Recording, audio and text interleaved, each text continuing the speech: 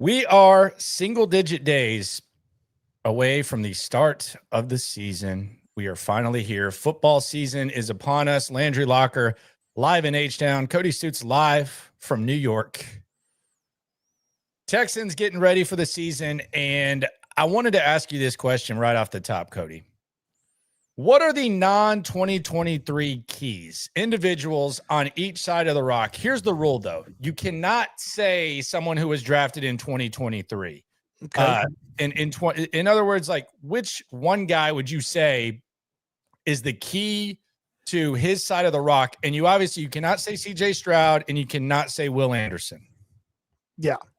It's tough when it's just one player, because I'd love to just tell you the offensive line, and there's not one lineman that I could say that it's going to be him. So I'll get to offense in a minute.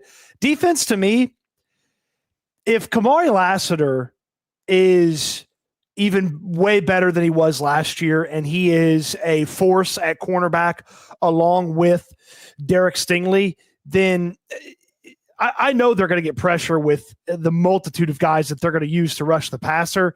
But if Lassiter, who's going to get targeted more because people want to go away from Derek Stingley, if he is that guy and he just is a whole nother level better than he was last year, that defense, you could do so many things if you could just trust both those guys to go out there and be on an island. You could do so many things with Petrie from that slot. You could do things with Bullock at his safety spot with C.J. Gardner-Johnson when he's back, obviously, with the other members of the front seven. It just opens up so much for DeMeco Ryans if he just knows, all right, 4-24, they've got things squared away on the outside. And so for me, Kamari Lassiter is one of those keys to unlocking that next level for the Houston Texans in 2025. Yeah, coming up, I'm going to do the top 5 guys with the upside heading into 2025 because we're in regular season mode here in S&L. We also got a big show announcement that we're very excited that we want y'all to be a part of for sure. We got some big announcements coming down in the next few days. Business is booming, and we're very appreciative of everyone that's along for the ride.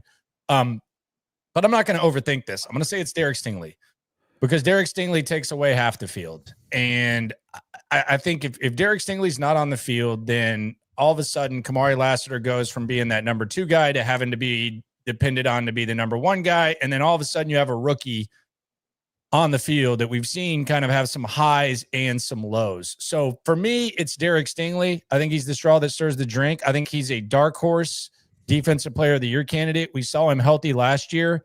So I get what you're saying with Kamari Lassiter. I'm disagreeing with you, although I'm going to agree with everything you're saying. Spoiler alert, when we put the top 5 guys with upside. But I still think it's Derek Stingley. And I think you can almost make a case, since we have eliminated Will Anderson, that Derek Stingley, maybe someone would say, but I think Will Anderson's the key to the defense for a number of reasons when it comes to stopping the run and pressuring the quarterback. But I will go with Derek Stingley, same position, and it kind of speaks to where the cornerback position is for the Texans. It's hard to argue with it, but my thought process was, I just feel like at worst Derek Stingley's replicating last year. So it's like, who's got to go to the next level there? And I you know what? You know who I almost said for this? I almost said Christian Harris, because if they get 2023 Christian Harris and plop him into the middle of this defense, I mean, it gets pretty scary pretty fast, doesn't it? It's like milk. He's just spoiling all of my upside things. But yeah, I don't disagree with you. Okay. I don't disagree with you. Nah, it's great minds think alike, and ours too. Geo Central on the chat says, hell yeah, 3-day weekend. Shout out to everyone, 3-day weekend. If you got to work on Labor Day, hopefully your place gives you at least a time and a half, and at least enjoy not having that traffic. But shout out to everyone enjoying this 3-day weekend. Football is upon us. I'm excited to watch freaking Tarleton and Army in a second. I'm going to bet on that. Recklessly, I'm betting. Who should I bet on, Army or Tarleton? Let's go. I got to imagine Army probably on that. Yeah, I might have to take the over-under. 27.5 in the first half. Help me out. Help me win some bread. Let's go on Z Super Chat. You ain't never hate. Swarm. Von Clutch, hello. He says Cody looked like he off that high grade marijuana. Now it is legal in New York. High grade marijuana called Kush on the streets. It is legal in New York. As I was walking from one subway to the next, there was a guy kicked back in like a little lounge area right outside the World Trade Center. Kicked back, had his feet up, had a J hanging out of his mouth. He was reading Shoe Dog about the birth of Nike and Phil Knight, and he was having a great Friday. Acting like a dog. I'm a dog, I'm a dog, I'm a dog, I'm a dog. JB Allen, the Annihilator. He says, "What's up?" I would say on defense, the key is Kamari. He's agreeing with you. Yep. On offense, the key is Ursery. Okay, we'll get to that in a second. We'll get to the offense, but on the defense, we're both at corner. Kevin says, "Is the championship window open? If not, when?" Yeah, it's open. I mean, sure. Anything can happen. Yeah, it's open for sure. I would championship windows are tough because you really only pay attention when they close as much as you don't really like. Yeah, could they? Sure, they absolutely could. They need some help. They need some things to go right for them, but it's not impossible. It's a potential outcome. Yeah, for sure. I would agree with that. Yeah. We're agreeing on that today. So my offensive key, I didn't pick any offensive linemen because I couldn't figure out one guy to pick because they're going to have to just figure it out with the 5 guys. The key is Nico Collins. If he is not awesome, they're going to be sunk in the water on offense. Like Nico Collins can totally change things for this team. He can force defenses to adjust to him, make things easier for everybody else in the wide receiver room. He can open things up for the rushing attack. He's the gotta have it guy. Like, all right, gotta have it. Go to Nico. I might have overthought it a little bit on defense. I can't overthink it on offense. It's Nico. Yeah, I can't. I'm not going to sit here and try to pick someone else because I agree with you. I think it is Nico Collins. And we know what, like, if we could play Madden and we could turn injuries off, which is a big ask because we have a 4-year sample size that Nico Collins is going to get banged up in season. But if you could, you're talking about one of the most productive receivers in the league and a guy that would be mentioned in the same class. It's unrealistic to expect, but I think it's obvious it's Nico Collins. He just adds. He doesn't only add production, but there's just like a whole different attitude when he's out there on offense. There's just like a whole there's a whole different attitude. There's a whole different feel. It's I'm not gonna say it's like, but it's almost he's almost like the offensive Stingley where just you feel good on one half of the field and he makes everything easier for everyone on the other side. He instills confidence like an intensity through confidence on that offense. Whereas like Will Anderson's let's go rip the other guy's head off guy on defense, and a lot of defensive guys are like that. But Nico just show up, beat the DB. I'm open. Give me the ball, score, first down, run through a guy with the yak. He instills confidence in this offense when he's doing well. We'll stick with the wideout position. I have a question about that in a second. First, though, let's go back to the soup. You ain't never hate. Swarm. Dom in Jersey. This is the most. I mean, I just got to hit it. This is the least surprising thing in the world. Race car. Or ethnicity, location card, however you want to say it. I don't have those buttons, but the guy's getting married and he's going to get a spray tan. Like that is the most Jersey thing I've ever heard. But I guess GTL, Gym Tan Laundry for Dom. Congratulations on the wedding, by the way. Good Lord. Why are you admitting this spray tan thing? My man's about to. That's incredible. He's spray tanning. He's basically getting his body paint for the Texas-Ohio State game tomorrow. This thing's going to be orange as hell. Jake Eubank says, Mina Kimes was saying our line is still no good after the new players. She's not wrong. I mean, I don't think that's a crazy thing to say. Like there's kind of a honeymoon phase right now going on, which we can probably talk about a little later on in this show. But I mean, saying that the offensive line is good before we've seen them play, before they've had to face stunts based on what we know about these guys, like not too long ago, we'll get more into this, but like, I don't think that's crazy, but we'll get into that a little later on in the show. I don't think she's crazy for thinking that at all. Well, if you wanted to bet, I'm going to bet the Texans offensive line isn't any good. Okay. Well, congrats. You're betting on a minus 1,500 wager right now. Like the favorite is that they're not going to be good. So you're not really stepping out on a limb saying that they're not going to be good. Like, yeah. That's not crazy. Like it's yeah. I mean, we don't know if the offensive line is going to be good or not. So we'll get to that. But let's start with the wide receivers though. Here on S&L regular season mode upon us. Is all well at wideout. Now, last year, obviously, we felt really good about the wide receivers, and it fell apart. Some would say, well, it was because of injuries, but for me, I think it had as much to do with the offensive coordinator as anything, because even when they were healthy, they were never really gelling. So my question is, in a different way, obviously, it's a different situation. You're younger, and if they get as many injuries at wide receiver as they did last year, then it's probably not going to be great. It's not going to be overly great. So we acknowledge that, but we felt awesome about the wide receivers last year. And just based on the small sample size, they never gelled. Is all well at wide receiver for the Texans? I have a timely story for you about this. On my plane change, I was sitting there. Sometimes when I'm typing and I'm writing, I say stuff out loud to myself. And I said something about the Texans, and the guy next to me was like, "Oh, you like the Texans?" And we just got to talking. He's a Browns fan. He still loves Nick Chubb. He's like, he's not very good now, is he? And I was like, well, we'll see. We'll see. And he goes, "Man, Nico's great." He goes, "Who's your wide receiver too?" I was like, "Oh, Christian Kirk." And he goes, "Ooh." And he audibly like he smelled a fart. He's like, "Ugh." He's like, "That's it?" And I was like, well, yeah, but they drafted a rookie and they got another rookie and they had a third-year guy do pretty. He goes, okay. He's like, "Is that enough?" And I was like, well, and then here we are having this conversation. Look, productive player when healthy. That's been Christian Kirk in the NFL. He hadn't been healthy the past couple of years.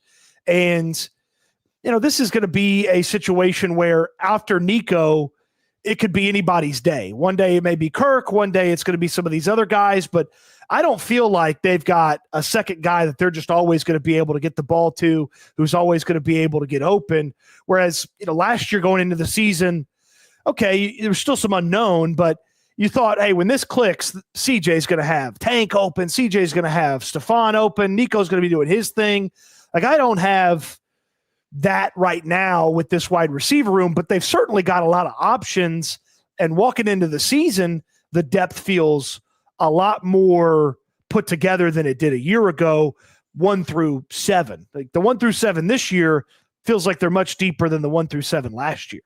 Yeah, I would agree with that. I would say the way that they should use them, and based on all the Kaylee clues, like as far as people in the guys in the slot and the nice mix, I think it's an intriguing group. I hope there's a lot of quick game when it comes to how Nick Kaylee approaches it, because I think that's going to be the key, whether it's Kirk out of the slot, whether it's Noel out of the slot, Nico, the quick game. I think that's going to be the approach. But yeah, but the wide receiver position, there's a little bit of upside. There's a little bit of unknown. It's obviously different from last year. But quite frankly, I don't know that like Diggs was ever like the perfect complement to what CJ was trying to do. I thought Diggs had some good moments and stuff.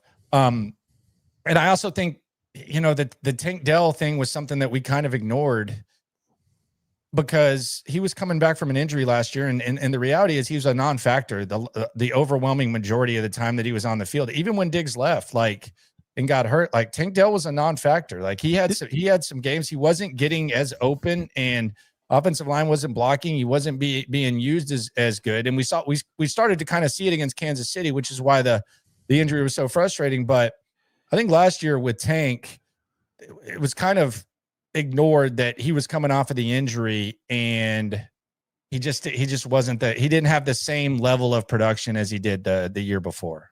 I wonder too if they could go back to a year ago, if they'd swap roles for those guys and they just make Tank the slot guy and they put Stephon Diggs outside.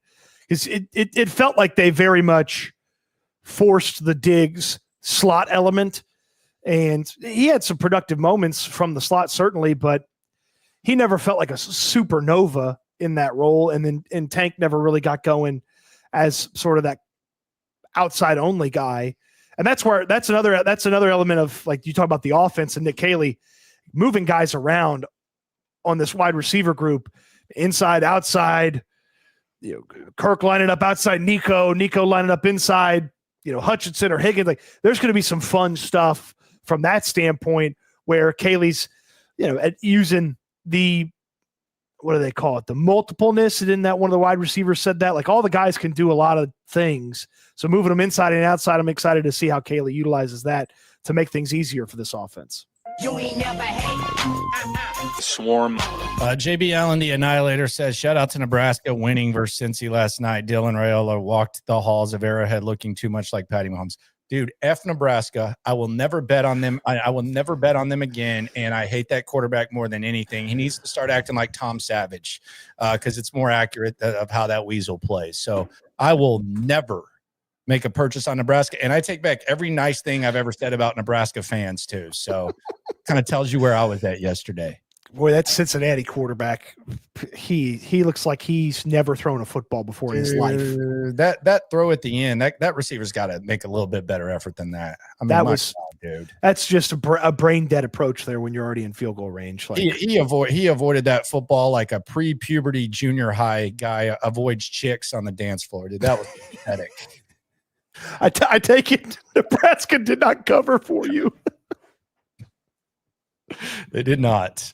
And that rail, God, never mind. We'll move on. All right, so I want to do a little list here. Honeymoon phases, because we know what honeymoon phases are. You feel really good about something, and then kind of when the honeymoon phase ends, it kind of drops off. And I think there's 3 honeymoon phases that I'm going to throw your way, and I want you to tell me if you think that these honeymoon phases are going to last or not into the regular season. Number 1, the Xavier Hutchinson Love Fest. He's been wide receiver 3. He had a good camp. Nobody denies that. I'm not denying that he is not someone who clearly should have made the roster. I'm not denying that, but the stock is very high right now for Xavier Hutchinson. It is a very, very pricey stock. Rightfully so. He does look like he's got a little bit more dog in him. He is making more plays, but we kind of forget that Xavier Hutchinson, the last couple of years when called upon, and I know everyone points to that one play that he made in the playoff game, but hey, Buddy Howell made a big play in a playoff game. You remember the Bills game? Like, we weren't sitting there like, yeah, you made a big play. Remember the Deshaun Watson spinoff? Dump it to Buddy Howell. That was a big play in the playoffs. But if you're going to be a top 3 receiver, like we're talking about with Xavier Hutchinson after camp, there's got to be some give and take. Are you buying the honeymoon lasting into the season with Xavier Hutchinson? This feels very much like a fad, and not like a fad that's sticking around for a long time. And not because I don't believe Xavier Hutchinson's going to be able to operate when they ask him to go out there and operate. I just don't believe that Jaden Higgins and Jalen Noel are going to stay behind him long enough that we're really going to pay a ton of attention to Xavier Hutchinson. He may get some opportunities early, but I expect the rookies to pass him up and be like, hey, remember when, Hutchinson looked pretty good at the beginning of the year? It'd be great to have him if this, and this goes wrong and you got to put him back on the field. So I'm not betting that this swoon for Xavier Hutchinson is sticking around. By the way, JB is a Nebraska fan. Look, it's just all about the wagering. I still love y'all's fans, man. I just, just come on. Like 4 points, like come on, bro. Like you get to the 1 yard line, you get a false start, you just get. I digress. Back to the super chat. Dietology on Z Soup. You ain't never hate. Swarm. If the line is top 10, what Stroud's look like? I mean, if the line's top 10, then you're a Super Bowl contender. I mean, that's great. That and Cole Popovich is probably that would just be insane. I don't know if they have like an offensive line coach of the year. But if they're top 10, that's crazy. And I don't know that Nick Caley's going to be here very long. He might be one and done if you have a top 10 offensive line. And Nick Caserio might win executive of the year. Yeah, you would look really good. So that's Camp Honeymoon number 1. Are y'all buying or selling? Let us know. Camp Honeymoon number 2, we just mentioned it, the offensive line. It feels like the people are feeling pretty good about it. Maybe it's because we saw what we saw last year, and this offensive line kind of sounds like they have a group of adults that are kind of on the same page, kind of like what you want an offensive line to sound like. Are you buying this, that the offensive line, and this kind of goes back to what they said that Mina Kimes said about the O-line. Are you buying the good feels about the offensive line? Yes, a little bit. But I want to be clear when I say this. It's not about, to me, the offensive line. It's not about their ceiling in 2025. It's about making sure the floor is stable. And I do believe they have the ability to stabilize the floor on a somewhat consistent basis so that, we're not watching them in Green Bay give up, what was it, a 40% pressure rate. And then the next week when Indianapolis is in town, they give up a 60% pressure rate. I believe they have the ability to stabilize the floor where, they're going to have some bad moments, but they also have enough here and there for the offense. They're not going to be good this year. And by the second quarter against the Rams, I might sound like an idiot because the Rams have just a bunch of monsters on that defensive line. But I feel like there's a chance they could put together a solid floor on a somewhat consistent basis to where, okay, they gave the offense what they could.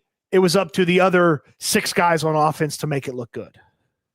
For me, I think you just kind of mentioned it. I think that there's 2 tone-setting weeks that are really going to decide, the overall feels of the offensive line. And I don't think you want to go too far on one side or the other. But between Tampa Bay and between the Rams, I think these are really big challenges for the offensive line. So if they can hold up, I don't think it's going to be flawless by any stretch of the imagination. But if they can hold up, I think these 2 tests will decide a hell of a lot. So I'm not buying like offensive line stock. I think it's a little bit overblown based on how much they've been tested. But I do think the first 2 weeks are going to really tell us a lot about the offensive line. It's the young pass rushers of the Rams in week 1, and then Vita Vea destroying things in the middle of the offensive line in week 2. What a test! What a test to start the year. You ain't never hate. Swarm. Stacy Lincoln says, is there any scenario where you would consider mortgaging your future for a solid chance of reaching the Super Bowl? For example, what the Rams did to reach the Super Bowl. Well, the Rams gave up on their quarterback and brought in Stafford, and then they just basically traded draft picks for everyone. I don't know that the Texans are in a position where they need to start trading draft picks for guys. I think it's different situations because the Rams, the first thing they did was hire the right coach. The Texans hired the right coach. And then I guess you can give Goff some credit. That coach got the most out of the quarterback, which I think it's kind of a different, it's different alignment, but after Jeff Fisher with Goff, it wasn't looking good. McVay comes and gets the most out of Goff, and then they realize when to punt at the right time. Like if the Texans get to that point, maybe, but I think in this instance, you're at least a second-tier squad. So I don't think the situations are similar. I think if you do want to get to that Super Bowl caliber, then you need Nick Caley to maximize CJ Stroud. And CJ Stroud's not a lost cause after like Goff appeared to be after year 1. But I think I don't know that they're in that point at that point yet where they're having to do that because their team was built in the draft. So well, they're going to need cost controlled assets in the next few years. Not to say that the Rams didn't spend a lot of money because there were expensive players. Their ass off in the next few years. Like Nick Caserio says 50-50, you got to get up to like 65-70 once you're paying CJ Stroud, Will Anderson, Derek Stingley, whatever the hell else. You're going to have to draft well. Yeah, the Rams had some expensive guys here and there, but it didn't have the amount of expenses that the Texans are going to have in the near future. So you're going to need those cost-controlled guys. Yeah, the Rams also got to a point where, I mean, they were drafting really well in like the mid-rounds, but the thing that the Texans have done with their draft picks, their top 3 picks, like not very many teams draft in the top 3, in a few year stretch, but you got your edge guy, you got your corner, and you think you got your quarterback. So it's a little bit different. Like the Rams traded for Jalen Ramsey and they made some other moves. So I would say I would say, yeah, for sure. Camp Honeymoon number 3, Nick Chubb RB1. We're hearing a lot of this.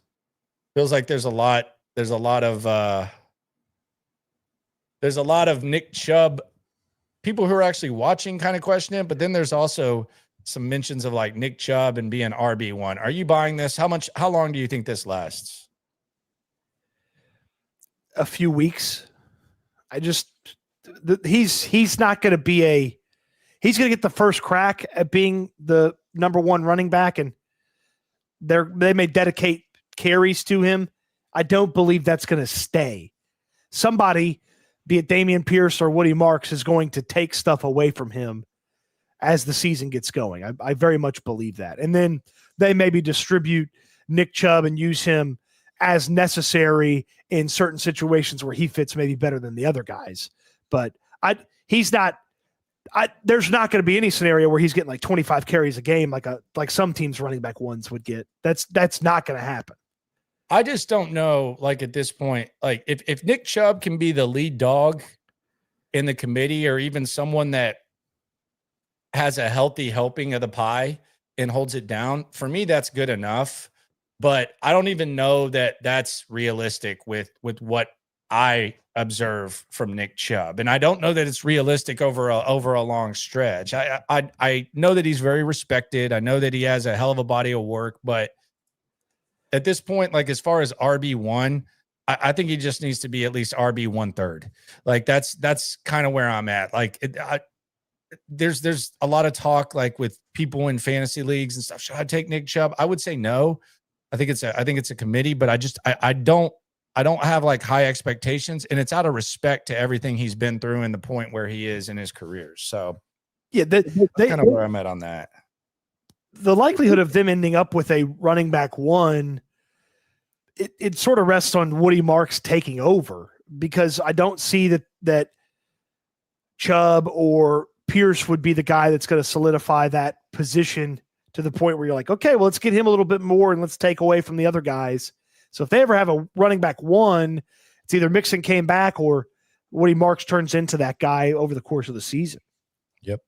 So that's the honeymoon phases. Let us know if we missed anything and if you're buying those. But I want to get into now the top 5 high upside players, guys with the arrow pointing up that could impact the Texans the most. The top 5. Number 1 may surprise you, but I'm saying Will Anderson. Will Anderson's already good. I'm not going to get cute. I'm not going to overthink this, but I think Will Anderson, the next step for Will Anderson, first of all, it's not overly far. Like it's not like far away from him reaching that level. And quite frankly, he's looked like he's at that level in camp. But Will Anderson taking the next step is one of the most impactful things that you can possibly see. And all you got to do is look at what happened yesterday. A team got 2 first-round picks and a pretty damn good interior defensive lineman in exchange for a premier pass rusher and a premier edge guy who doesn't stop the run as well as Will Anderson. Will Anderson doesn't rush the passer as good as Micah Parsons, but he stops the run better. And, oh, by the way, that guy became the highest paid non-quarterback in NFL history. So that kind of tells you how impactful someone going from that really good to elite level is. So Will Anderson's number 1 because I think the sky's the limit if you have someone just wreaking havoc. And, oh, by the way, Danielle Hunter is opposite of him. And the previously mentioned corners, which we'll probably talk about in a sec as this list goes on, they're to their right and left. So it's crazy to think, and it's not too far-fetched either. This isn't a very big if. This is a very small if. 5th best odds to win Defensive Player of the Year. Only Micah Parsons, Aiden Hutchinson, Myles Garrett, and TJ Watt have better odds than him to win Defensive Player of the Year. So there's an expectation that a leap is coming, and he's already been really good through the first 2 years. There's an expectation the leap is coming for Will Anderson, and the do-it-all nature of what he does, stopping the run and his ability to consistently rush the passer, it's so much fun to watch. And that year 3 getting unlocked and going to another level for Will Anderson could be huge for the Texans. Massive. Number 2, you mentioned this earlier, Kamari Lassiter. Kamari Lassiter going from becoming a really good corner from good, especially with how much he's going to be tested. I think the sky's the limit there. Like if we're if what we've seen from Kamari Lassiter, quite frankly, in camp and what we saw from him last year, if that continues, extreme high upside. And he was awesome at different times in training camp this year. And the good last year was really good. He was one of the best rookie cornerbacks last year. There was a lot of stuff amongst all cornerbacks that he was really good at last year.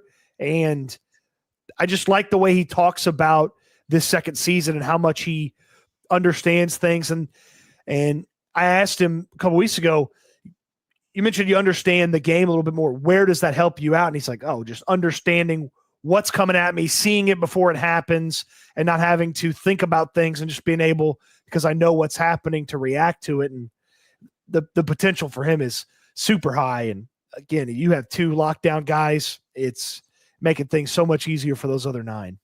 Yeah, it's actually kind of crazy when you think about just what Kamari Lassiter is as compared to what we wondered what he would be on the draft. Number 3, Christian Harris. The Christian Harris upside's insane, and you said it. I've said it a number of times.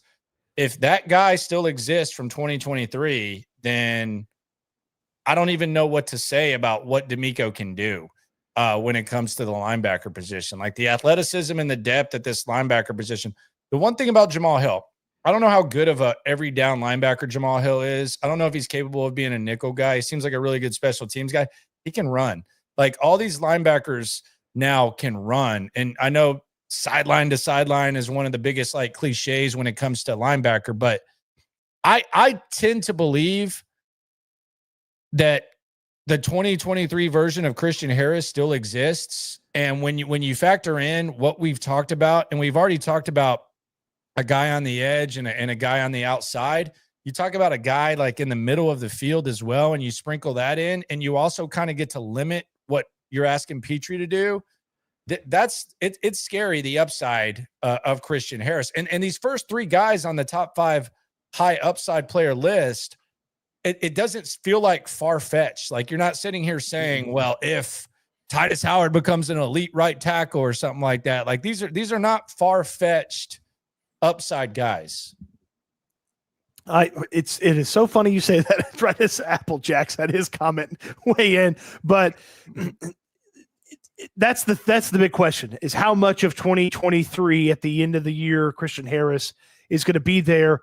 If he's healthy, why wouldn't I expect him to be able to replicate and recapture what he did at the end of the season that year? And not only the physicality, but it looked like he was figuring everything out between the ears as well. And that's where he really was able to affect the game. Patrick asked, what's the referral link for Harris coin Landry? I don't know. I might do a rug. I might do like a rug pull. Is that what they call the I'm just going to get everyone to buy Harris stock with me. I'm going to do like a rug pull. Is that what it's called? The Bitcoin thing? I think so. Yeah. Yeah. And Rick says, well, I said Hill and nickel and Simpsons. I think there's going to be times where they have 3 linebackers instead of the nickel situation. I think there's going to be an element of that. Applejack's on the suit. This is perfect timing with my Titus comment. You ain't never hate. Swarm. It says Titus Howard, breakout player of the year, new scheme. He seems fired up, and now he has a chance to be the guy now. But he's not overshadowed by LT. I like his mindset without LT. I like the way he was looking at guard. He's looked pretty good at tackle too. I'm just not buying it. I'm not buying it. I'll be honest. Like I'm buying that he's a better player. I'm buying that he has a better mindset. You can see that he's in better shape. Everything about him that he can control, like without, playing, he's doing. But I'm not going to buy Titus Howard at right tackle stock. I'm just not doing it. He looked good in camp, and to me, he was the best right tackle they had all of camp. So go out there and be serviceable. And if it's better than that, that's great. I just don't know that. I mean, at one point he was the 6th highest paid right tackle in football. Right. I don't know that he's got top 7 right tackle in football potential anymore. But if he was the 12th best right tackle in football, that'd probably be good enough. I think he deserves credit for, kind of not completely getting down on himself when he goes through the adversity, and they basically put him on notice, and they move him around, and Didn't like even factor him into the tackle plans initially either. like I said, like this version of Titus Howard is much better than last year's version of Titus Howard, 100%. Now, what does that mean is TBD. I'm not buying the stock, but I'll put it this way. He wasn't very easy to root for last year. He's easy for me to root for now. Like I'll say that. And I like what he's doing and what the vibe is. So, hey, I'm hoping that you're right. I'm not making that purchase at this point. I've just seen a lot of Titus Howard to where I'm just going to have to see it. That's fair. That's totally fair. Number 4, Ariante Ursary. And look, I don't think I want to make this very clear. There's going to be times where this guy looks terrible. Like that's the natural. Dwayne Brown was terrible early on. Like left tackles, rookie left tackles, they struggle. And that's the reality. It's like rookie corners, you'll have some struggles. But if Ariante Ursary just establishes himself as a decent left tackle, like Cam Robinson, like in the category of Cam Robinson, and he's already beat him out. It looks like, we think, don't know, but it looks like he's beat him out. If he's that, then that's massive for the Texans. That's massive. I go back to 2018. 2018, before the Texans traded for Laramie Tunsil, and I always thought this was funny. They won 11 games with Julian Davenport at left tackle. They won 11 games with him at left tackle. And if Ariante Ursary can be a better version of that, maybe something between Davenport and that might be asking CJ to do a lot, because Deshaun did have to bail out Julian Davenport. He wasn't good. Oh, yeah. He wasn't good. But if Ariante Ursary can be an average-ish left tackle that continues to get better, it's a big deal. Oh, no doubt. They need him to go out there, solidify that spot, be the guy that they can put out there each and every week, and then trust him that most of the time he's going to handle his business and he's going to be in the right spot, take care of his guys, pick up what he needs to pick up. They very much need that. And frankly, Nick Caserio needs a win on an offensive line addition. So, yeah, he's going to have some bad games. He's going to have some bad moments. There's no doubt about that. But the Ursary upside is there. And Cody Stutes needs him to play as good or maybe better than Josh Simmons in Kansas City. Well, going third person. Okay, there you go. In New York, he's already changed, bros. He's already changed. Going third person in New York. Look at that. Number 5 on the upside. This is a 3-piece combo. The USC trio. The USC trio upside. The arrow's pointing up on these guys. If they perform well, I think it helps everything. We'll start with Kalen Bullock. Kalen Bullock, early on, I thought he was one of the top 5 players in camp. We already know he's a ball hawk. Kalen Bullock, I don't want to say it's like Kamari Lassiter like, but it's pretty, I mean, it's pretty much up. I mean, it's pretty high up there if you have a safety that can make plays, especially if CJ Gardner-Johnson is shoulder to shoulder with him. So that's number 1 USC guy. The other guy, CB3, Jalen Smith. There's going to be some struggles with him. I promise you, that's going to happen. We've seen a few, but Jalen Smith is a guy that if he's good and you have that serviceable third corner who likely will have to probably start a game or two or whatever, you need that. And then Woody Marks, the highest upside of the running back position. I do wonder, I said this yesterday, like, could the Mixon injury make the Texans better in the long term? Because I think there's 3 things that can happen that would not have happened if Joe Mixon was there. And obviously you'd rather have Mixon. So I'm not sitting here saying it's addition by subtraction, but what it may do is it may force Nick Caley to get creative early on. Not saying that this is something that surprised him, but you got to get creative. You got to get other backs involved. You can't just hand the ball to Joe Mixon and, maybe the offense is better, but you don't necessarily become better as a play caller, if that makes sense. Other thing is you lean on your superpower. All these defensive guys that we're talking about, the upside, I'm not sitting here saying D'Amico Ryans is going to make this the freaking Rex Grossman Bears or something like that, but you lean on your superpower, and that superpower kind of complements the offense a little bit more. And the guys on the defense, like the Lassiter's and Will Anderson's approach is, hey, we got to step our game up and we got to figure stuff out. I don't think that's far-fetched with what they do. And the third thing is that I think it maybe allows Woody Marks for you to at least get a better look at him. I'm not sitting here saying that Woody Marks is for sure going to be awesome.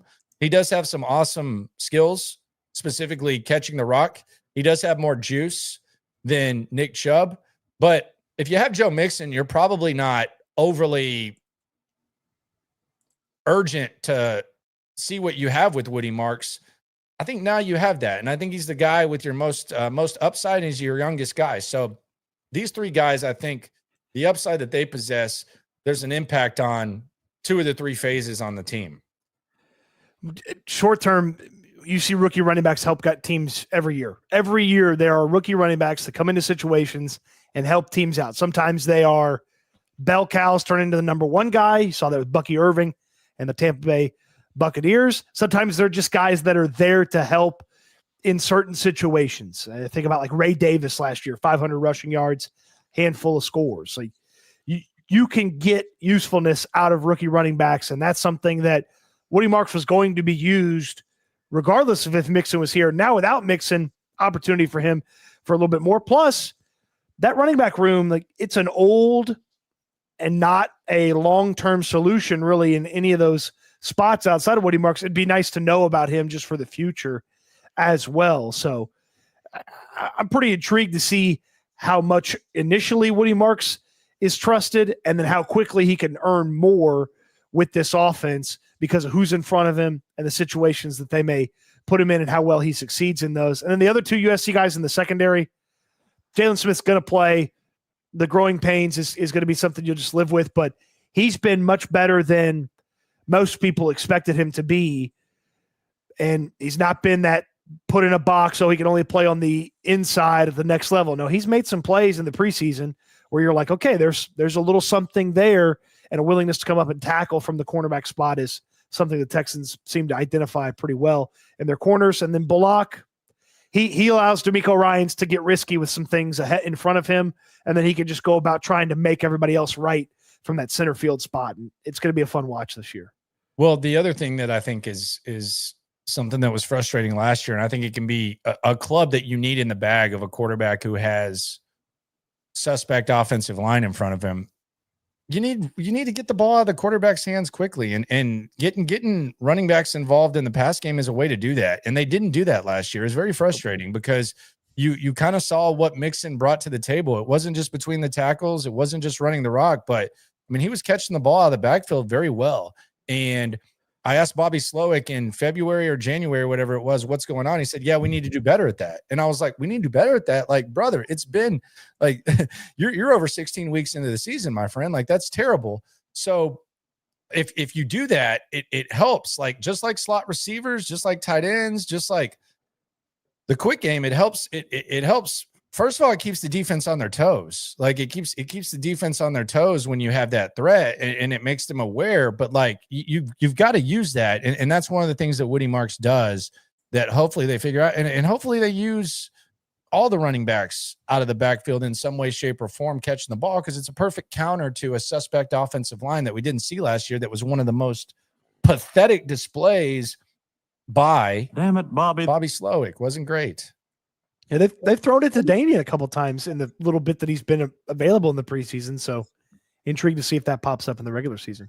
JB the Annihilator. Hello, sir. Go Cornhuskers. You ain't never hate. Swarm. He says, did I miss the stream where the NFL 100 players were discussed? Texans were greatly represented in S&L. Never ever have any disc. I don't really get into the 100 list as much. Like we talk about, like, we've said Stingley's the best player on the team. So we like have our own way of talking about that. But like the NFL 100, I do think it matters. I do think they care about the list. Hell, I walked into NRG and Nico Collins' graphic was up there from the NFL 100. So they can't say they don't pay attention to that. Walked into the press conference and there was like Nico Collins. But no, I didn't really break down the NFL 100 list. But I will say, like, from a representation of a more talented roster, they definitely have good representation on that, and they definitely care about it. As far as the Discord, I think that's a maybe in the future, but we'll see. My favorite thing about the NFL 100 is I do watch whenever they tweet out the videos, just like with the interviews around. I like the whole format of that, where they like interview guys. My favorite one was Derek Stingley, where he's like, you know how Derek Stingley is, like awkward in interviews, but they asked him like, what does being in the NFL 100 say for you? He's like, I mean, I guess it means that players know what a good player is, and I'm a good player. That's just all he said. It's like in the Derek Stingley way, he's like, I guess players know what a good player is, and I'm a good player. And he did his usual. He does the hand wipe over the face. Yeah, he always does the smile and the shrug. It's like some people think it's awkward. He just doesn't. He doesn't like. He's just about business. But like, if you can get some good ass answers out of Stingley, it's just when you ask him like just questions just to ask him, you're kind of putting him in a weird spot. But if you ask him a question that he has to think about, he'll ask you to repeat it, and then he'll give you like the best answer that he can give. So I actually think it's solid. I just don't think he's someone you go up to and just talk to just to hear him talk. Like Tim Settle, you go up and you're just going to hear what Tim Settle's going to say. Like there's some guys where you go up and you got to hear what they're saying. I think CJ Gardner-Johnson's one of those guys, but like Derek Stingley, you got it. Like if you when Derek Stingley's good, when you ask him about specific plays in the game, that's when he's the best. Yep. Oh yeah. I also like too when they see what other players they got in the interview to talk about the player. It's like Malik Neighbors talking about Derek Stingley. Like that's a fun one because Malik Neighbors was awesome. There's obviously the LSU connection. I know that they didn't cross paths, but both from LSU and then that's something where he had to have gone and watched Derek Stingley and just to have the high praise for him. So I always like seeing which players talk well about the other players. Dime says at least we don't have to hear Bobby's answers. Damn it, Bobby. I liked Bobby at the podium. He just kind of lost himself last year. I thought he was fine. Like he would give you answers, and I enjoyed him early on. It just once the struggles happened, like he just didn't really have an answer for him, and it just wasn't good for him. I like Bobby. There's no magic formula at halftime. He said there's no halftime adjustments, which I thought was weird.